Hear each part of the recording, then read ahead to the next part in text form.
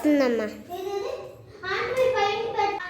సువర్ణాయ నమః సువర్ణలింగాయ నమః దివ్యాయ నమః దివ్యలింగాయ నమః భవాయ నమః భవలింగ. ట్రైన్ టికెట్స్ మన వాళ్ళు బుక్ చేశారు, అక్కడ రూమ్స్ ముఖ్యంగా మన వాళ్ళకు కాకుండా పారిపోతున్నది. పద పద వెంటాడి వేటాడదాం.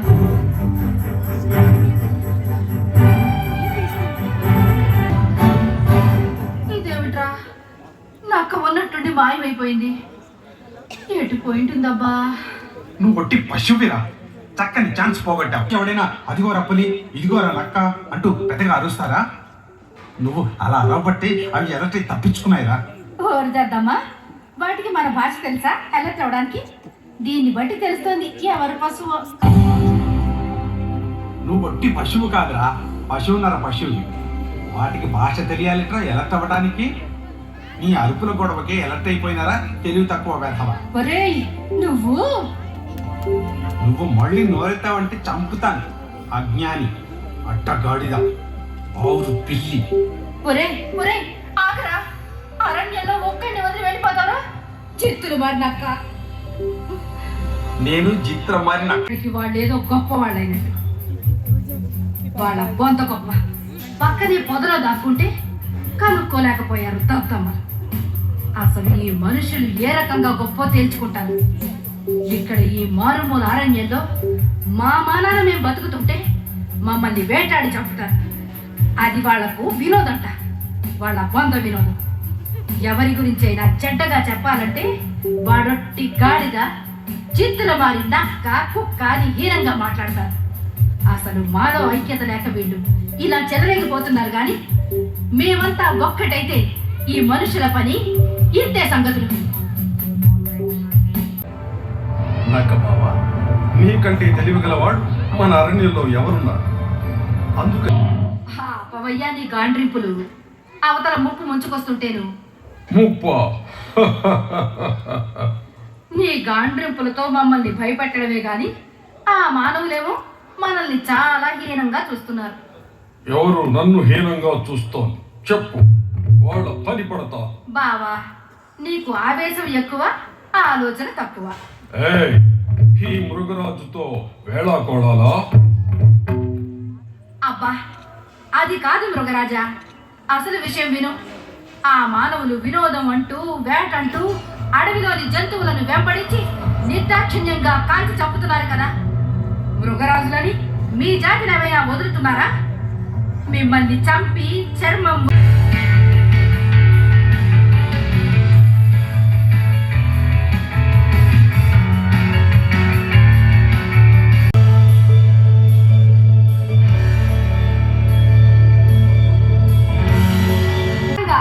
మీ అందరితో చర్చిస్తూ వచ్చాను. కానీ ఈ మహారణ్యంలో ఎందరితో చర్చించినా కొందరు మిగిలిపోతూనే ఉంటారు. అందుకని అందరి అభిప్రాయాలు తెలుసుకోవాలంటే మనం సంఘటితమై ఒక సభ జరుపుకోవాలి. ఏం సభ అది? చతుష్పాద మహాసభ. ఆ సభలో ఏం చర్చిస్తాం? అదే ఆ అంశాలనే ఇప్పుడు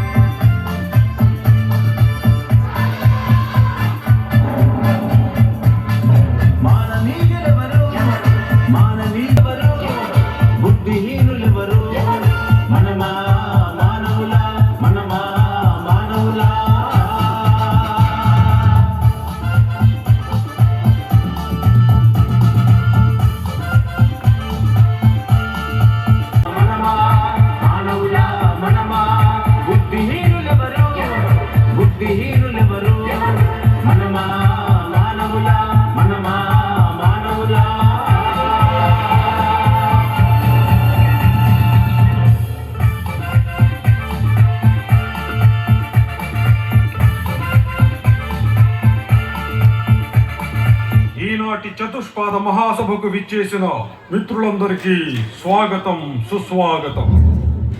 నిజంగా చాలించటానికి కాదు, తనలో అంతర్గతముగా వ్యాపించి ఉన్న భగవత్ శక్తిని తెలుసుకొని మానవోత్తముడుగా మహిమాన్వితుడుగా, మహాత్ముడుగా, పరమాత్మగా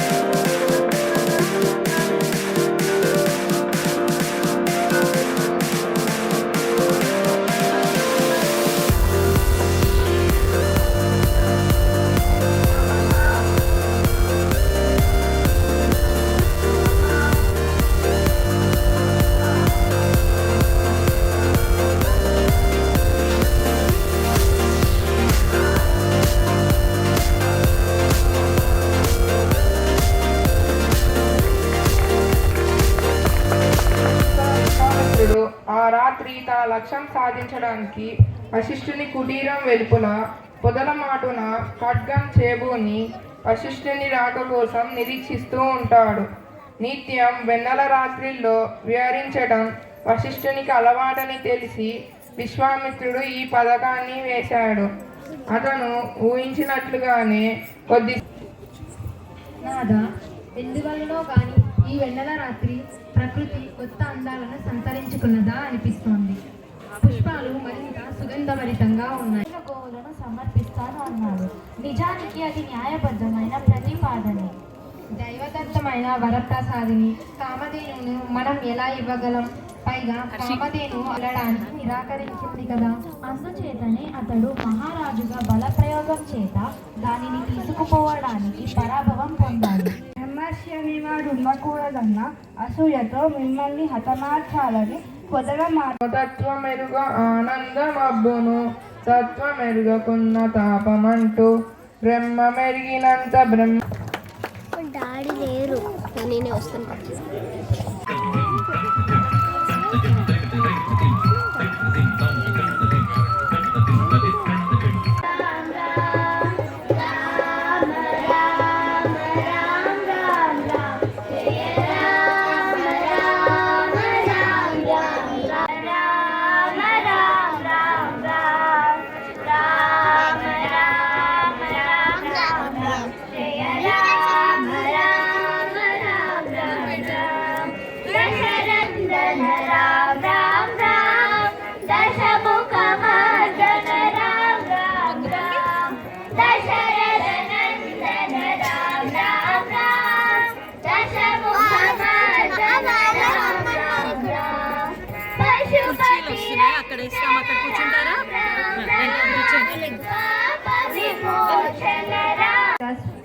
నేర్చుకున్న ఇంత మంచి విద్యను స్వామివారి కోసం ఏ విధంగా ఉపయోగిస్తారో ఒక్కొక్కరిగా వచ్చి చెప్పండి.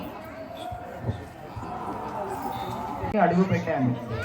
నేను స్వామివారి కోసం ఎన్నో సేవా కార్యక్రమాలు 2 సార్లు పుట్టపర్తి యాత్రకు వెళ్ళడం జరిగింది. అలాగే స్వామివారు చూపిన అని కోరుకున్నాడు. అప్పుడు ఆయన కోరుకున్నట్టుగానే చెట్టు నుంచి అవన్నీ అందినాయి, తినేశాడు, హ్యాపీగా ఉన్నాడు. తర్వాత ఏమైందంటే నాకు బాగా తిన్నాను, ఇక్కడ కొద్దిసేపు నేను పడుకోవాలని ఉంది అని అంటాడు. సో ఆయన కోరుకున్నట్టుగానే మంచి పరుపు అన్నీ కూడా ఆ చెట్టు నుంచి వస్తాయి. సో పడుకుంటాడు. అబ్బా నేను కోరుకున్నవన్నీ జరుగుతున్నాయి, ఈ టైంలో నా భార్య వచ్చి నా కాలు కాసేపు వస్తే నాకు చాలా హ్యాపీగా ఉంటుంది అని అంటాడు. అది కూడా జరుగుతుంది. భార్య వస్తుంది, కాళ్ళు నొక్కడానికి వస్తుంది. వచ్చిన తర్వాత ఇదేంటి, నేనేం కోరుకున్నా జరిగిపోతుంది, ఈవిడ అసలు నా భార్యేనా లేకుంటే ఏదైనా దెయ్యమా? పిల్లలు, ఆ ఇద్దరు పిల్లలకి కూడా ఎలా అయినా గ్రూప్ 3 కంప్లీట్ చేయించాలనే సంకల్పం నాకు చాలా ఉండేది. స్వామి అనుగ్రహం వలన నీ పలుకులే మాకు వేద మంత్రాలు, నీ పలుకులే మాకు కోయిల పాటలు, నీ వాకులే మాకు వేద మంత్రాలు, నీ వాకులే. శతకోటి ప్రణామాలు నీ పుట్టిన దినమున బాబా, కోటి ప్రణామాలు, కోటి ప్రణామాలు, శతకోటి ప్రణామాలు. ధన్యవమ్మ ఈశ్వరాంబ, జగన్నాథులకిచ్చావు జన్మ. ధన్యవమ్మ ఈశ్వరాంబ, జగన్నాథులకిచ్చావు జన్మ. To you Sai Rama, happy birthday to you Sai Rama, happy birthday to you Sai Rama, happy birthday to you Sai Rama, happy birthday to you.